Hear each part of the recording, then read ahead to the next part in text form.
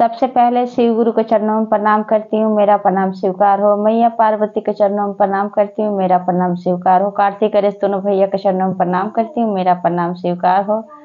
सभी देवी दुर्गा के चरणों में प्रणाम करती हूँ, मेरा प्रणाम स्वीकार हो। आप सभी गुरु भाई बहन के चरणों में प्रणाम करती हूँ, मेरा प्रणाम स्वीकार हो।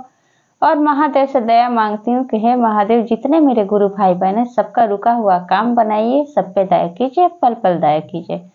आज जो कथा मैं आप लोग को सुनाने जा रही हूँ, शिव जी और विष्णु जी की हुई लड़ाई। कथा बहुत सुंदर है, शुरू से अंत तक सुनिएगा। और कथा आप लोग महादेव के सच्चे भक्त हैं तो वीडियो को लाइक करें। अगर आप लोग मेरे चैनल पर नए हैं तो चैनल को सब्सक्राइब कीजिए, घंटे के निशान को जरूर प्रेस कीजिए ताकि कोई भी कथा डाले आप लोग पास आसानी से पहुंच जाए।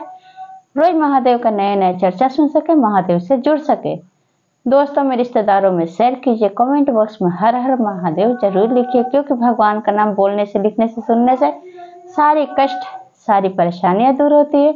और गुरु भाई बहन, कोई भी कथा आधा अधूरा नहीं सुनना चाहिए। कभी महादेव का चर्चा सुनिए तो शुरू से अंत तक सुनिए। एक तो आधा अधूरा सुनने में महादेव का अपमान होता है, पूरा सुनने में ज्ञान होता है। आप लोग को हाथ जोड़ कर विनती करती हूँ, आप लोग के साथ से, आप लोग के सपोर्ट से महादेव का चर्चा ज्यादा से ज्यादा भक्त तक पहुँचे तो वीडियो को ज्यादा लाइक कीजिए और शेयर कीजिए। इससे ये होता है कि जितने महादेव के भक्त हैं उनके पास आसानी से वीडियो पहुँचता है। तो चलिए ज्यादा बात नहीं करते हुए कथा शुरू करती हूँ। एक समय की बात है कि जब महादेव की जिंदगी में मैया पार्वती नहीं थी, राजा दक्ष के अग्नि कुंड में जल के जब मैया पार्वती भस्म हो जाती हैं और जब महादेव की जिंदगी में मैया पार्वती नहीं रहती हैं, आदि शक्ति नहीं रहती हैं, अब महादेव शोक में डूब जाते हैं। उनको कुछ दिखाई नहीं देता।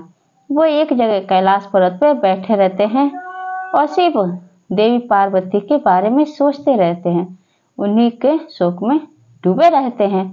अब ये सब देख के विष्णु भगवान को बहुत दुख होता है।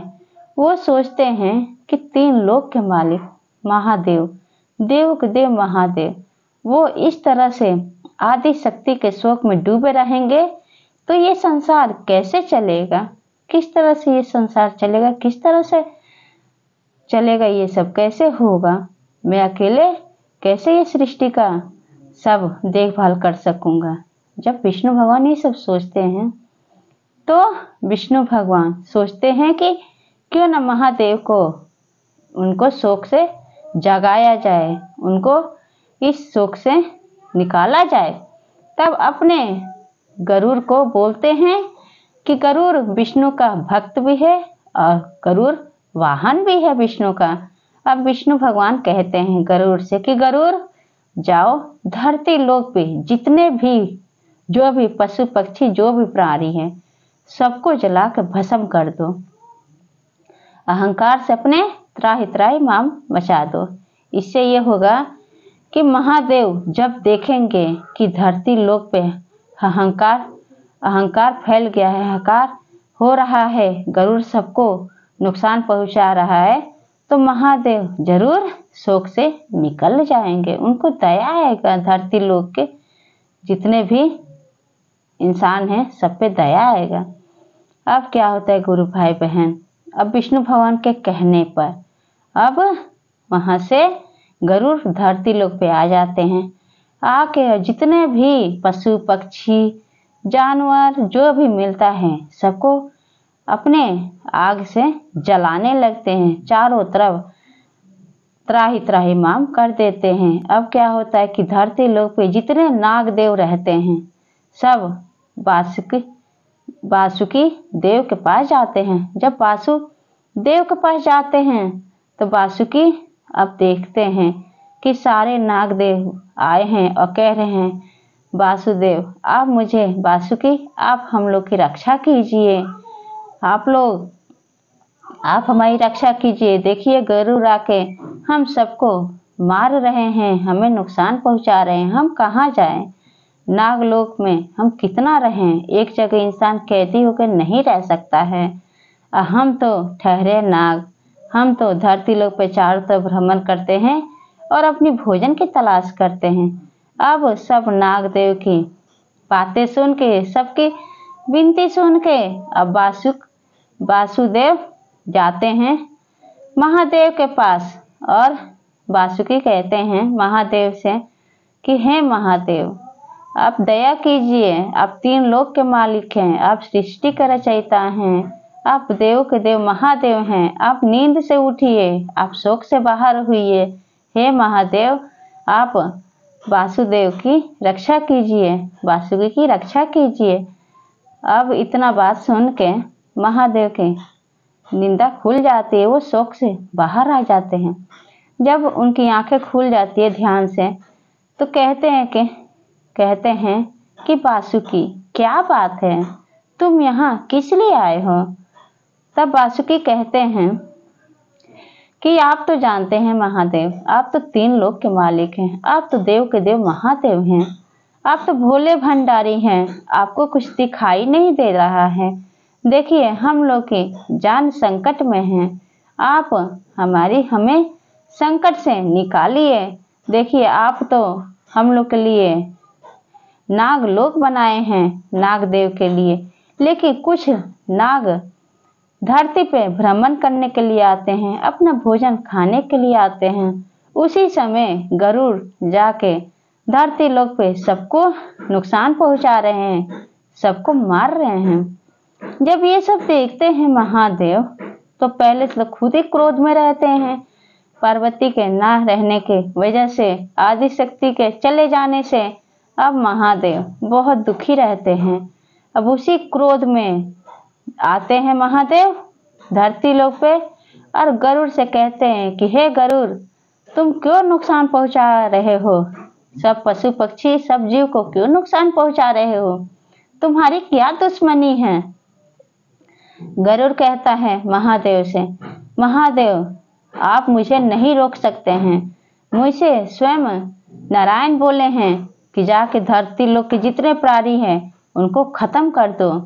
तो मैं अपने भगवान का भक्त हूँ, मैं उनकी बात कैसे टाल सकता हूँ?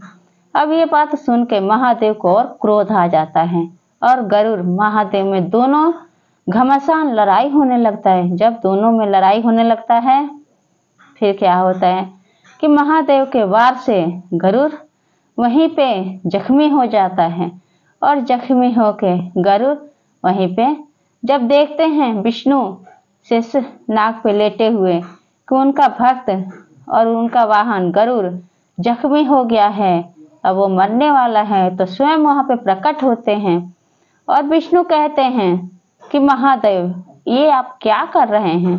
आप क्यों परेशान करें मेरे वाहन को, मेरे भक्त को? आपको तो पता है कि गरुड़ मेरा भक्त भी है और मेरा वाहन भी है, वो सदैव मेरे साथ रहता है। महादेव कहते हैं अत्याचार नहीं ज्यादा दिन चलता है नारायण, तुम जो कर रहे हो ये गलत कर रहे हो। विष्णु कहते हैं कि मैं जो कर रहा हूँ मैं बिल्कुल सही कर रहा हूँ, आपको शौक से निकालने के लिए मुझे करना ही पड़ेगा। अब महादेव को कुछ समझ में नहीं आता है। अब विष्णु और महादेव में दोनों में लड़ाई होने लगती है। जब दोनों में लड़ाई होने लगती है तो जो आदि शक्ति रहती हैं पार्वती, उनकी शक्ति, अब नारायण क्या करते हैं अपनी शक्ति से आदि शक्ति की शक्ति को इकट्ठा करके जब महादेव को के पास भेजते हैं। जब आदि शक्ति जब जाती है महादेव के सामने, तो महादेव जो शोक में डूबे रहते हैं वो तुरंत ठीक हो जाते हैं और वो पूछती हैं शक्ति कि आप हमें कहाँ रखेंगे? जितनी भी शक्तियाँ थी आदि शक्ति के पास, तो कहते हैं कि शरीर मरता है लेकिन आत्मा जो रूह है वो कभी नहीं मरता, वो हवा है, वो कहीं भी जा सकता है, वो किसी से बातें कर सकता है। अब आदि शक्ति की जो रूह थी, उनकी शक्तियाँ जो थी महादेव के पास जब आती हैं, तब कहते हैं महादेव से पूछती हैं कि बताइए आप हमें कहाँ जगह देंगे? तब महादेव कहते हैं कि आदि शक्ति, मैं तुम्हें अपने कंठ में रखना चाहता हूँ, आप मुझे मेरे गले में रहिएगा, कंठ में रहिएगा। उस दिन से आदि शक्ति की जितनी शक्तियाँ हैं कंठ में विराजमान हो गई। कंठ में महादेव रख लिए। और उस दिन क्या होता है कि महादेव अब शोक से बाहर आ जाते हैं।